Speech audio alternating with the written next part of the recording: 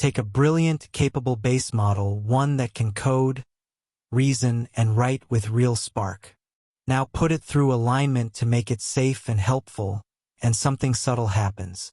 It might get a little more cautious, a little more verbose, a little quicker to refuse perfectly harmless requests, and a touch less creative.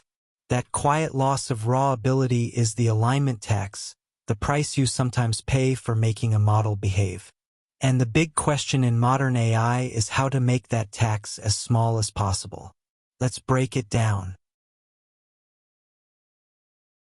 So what's really the tension here? Here it is side by side. Push alignment as hard as you can and you do get a safe, obedient model, but often at a cost.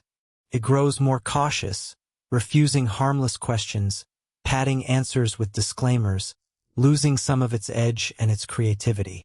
Steer only for safe and preferred, and raw capability quietly erodes underneath you.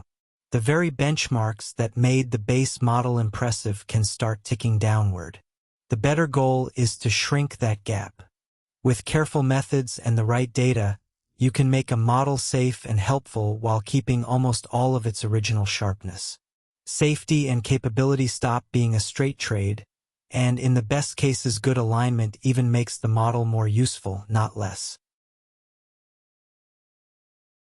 So where does this tax actually come from, and how do we fight it? Follow it one step at a time. Start with the raw ingredient.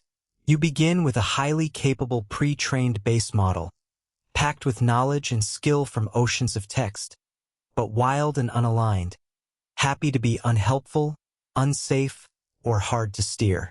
All that raw capability is exactly what you are about to put at risk. Now steer it. Through instruction tuning and then RLHF or DPO, you tune the model toward behavior humans prefer: safe, helpful, honest.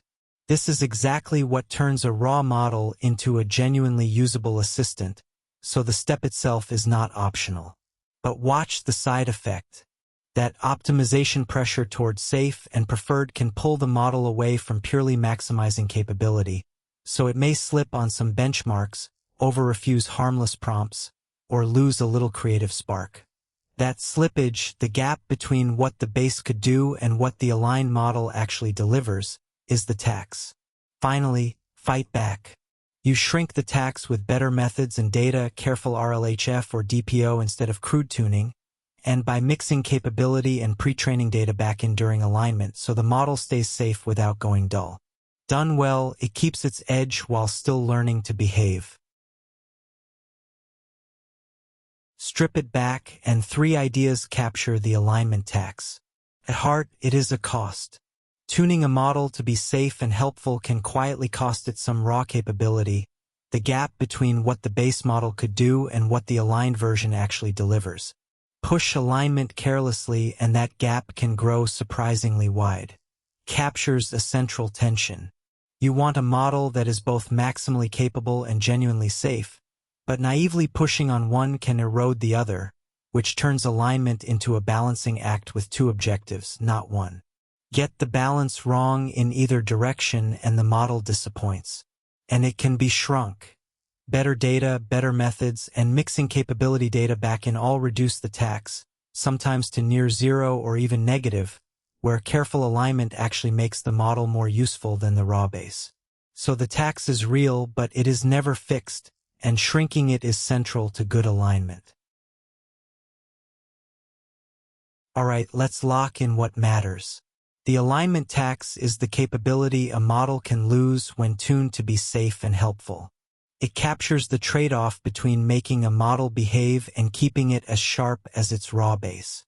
It shows up as over-refusal, verbosity, blandness, or small drops on capability benchmarks after tuning. Better data, better methods, and mixing capability back and shrink it, sometimes to nearly nothing.